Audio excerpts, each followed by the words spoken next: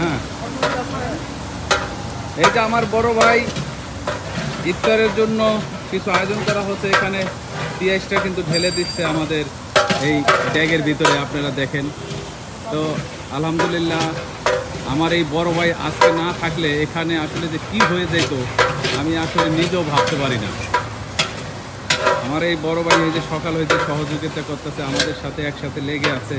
আলহামদুলিল্লাহ, আমরা এই গাছতলায় আমরা এখানে একটু বিরিয়ানি পাকাচ্ছি আমরা সাধারণ গরিবের জন্য।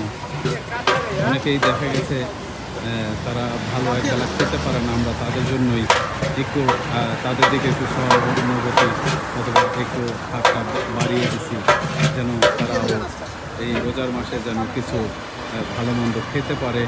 এই কারণে আমরা এই ইফতারের আয়োজনটা করছি আর এই বিরিয়ানিটা আমরা পাক করতেছি। অবশ্যই আমাদের জন্য সবাই দোয়া করবেন, আশা করি ইনশাল্লাহ। আর এখানে যে কার ড্রাইভিং দেখা যাচ্ছে, এটা আমার নিজের অফিস। আজকে আকাশটাও মোটামুটি অনেক ভালো, অনেক সুন্দর।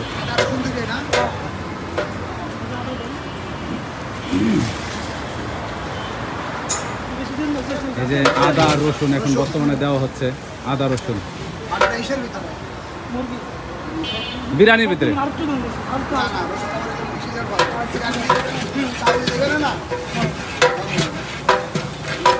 যে কোনো একটা কম দিতে হবে। গরম মশলা তেজপাতা এলাচ লঙ্কা লেগে যায়।